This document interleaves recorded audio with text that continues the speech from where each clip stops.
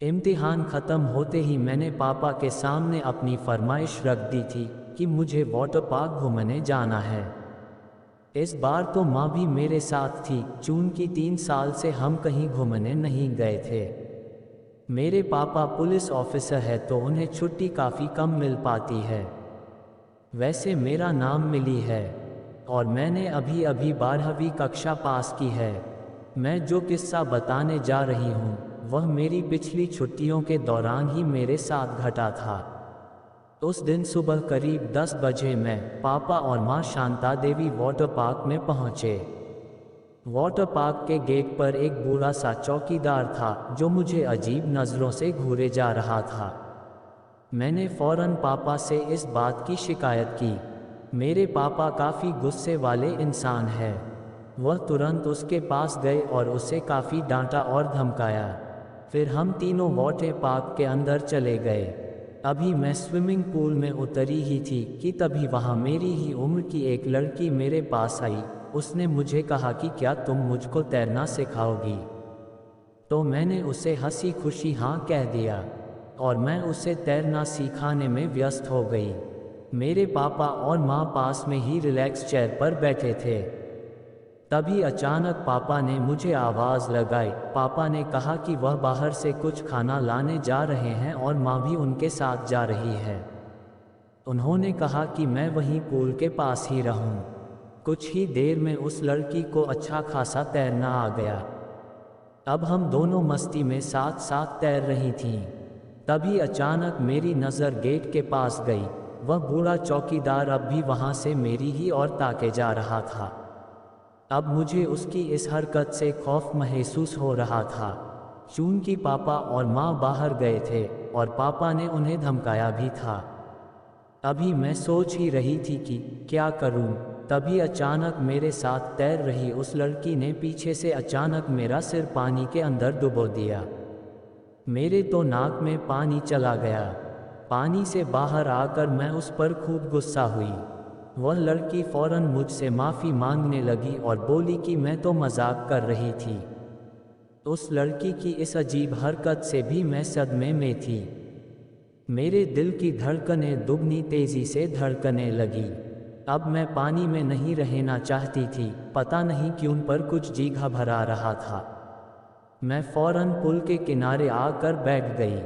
वह लड़की अभी भी पानी में थी और बार बार मुझे पानी में आने को मिन्नतें कर रही थी। उसकी उस हरकत के लिए मैंने उसे माफ़ भी कर दिया था, पर पता नहीं क्यों वह मेरा पीछा ही नहीं छोड़ रही थी। उसका दिल रखने के लिए मैं फिर से थोड़ी देर पुल में उतरी। पुल के अंदर जाते ही उसने मुझे कमर से पकड़ लिया और पुल के बीच ले गई। मैंने उससे वहीं कहा कि अगर पिछली बार की तरह कोई शरारत की तो मैं अपने पापा को बोल दूंगी। इस बार उसने मुझे जो जवाब दिया उसे सुनकर मेरे तो होश उड़ गए। उस लड़की ने कहा कि तेरे पापा के आने तक मैं तुझे जिंदा थोड़ी रहने दूंगी। मेरे पापा को बुरा भला कहने वाले की बेटी आज मेरे हाथों से यहीं मरेगी। इतना बोलकर उसने मुझे अचानक फिर से पानी के अंदर डुबोना शुरू कर दिया। पानी में मेरी सांसें उखड़ने ही लगी थीं।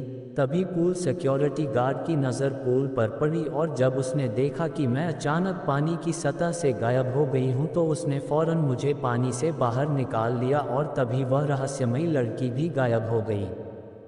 मेरी जब आंखें खुली तो मेरे पापा और माँ मेरे सामने थे। मैंने फौरन सारी हकीकत पापा को बताई। तुरंत ही पापा और माँ वहाँ से मुझे वाटर पार्क अथॉरिटी ऑफिस में लाए और वहाँ पापा ने वाटर पार्क के गेट को बंद करा दिया। उस बूढ़े चौकीदार को भी ऑफिस में बुला लिया और पूरे वाटर पार्क में उस लड़की की खोज कराई, पर वहाँ उस रहस्यमयी लड़की का कोई पता नहीं चला।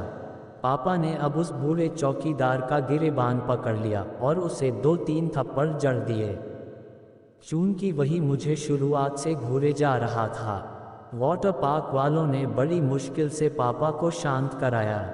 उसी हड़बड़ी में उस बूढ़े चौकीदार की जेब से उसका पॉकेट गिर गया। उसमें उसी लड़की की फ़ोटो थी जिसने मुझे पानी में डुबोने की कोशिश की थी।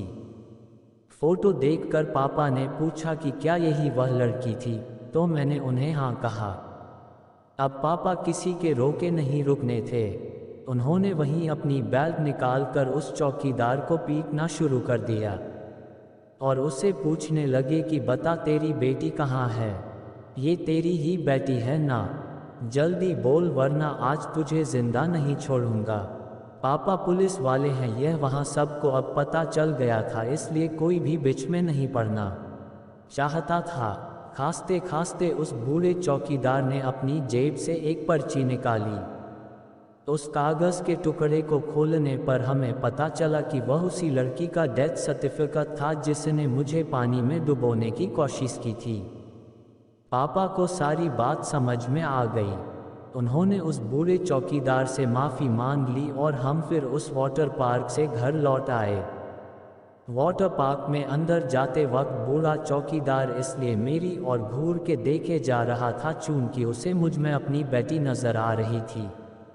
उसकी बेटी जब मरी तब मेरी ही उम्र की ही थी और पापा ने उसे धमकाया, यह उसकी बेटी की भटकती रूह से बर्दाश्त नहीं हुआ होगा, इसलिए शायद उसने मेरी उम्र की लड़की का रूप लेकर मुझ पर हमला किया।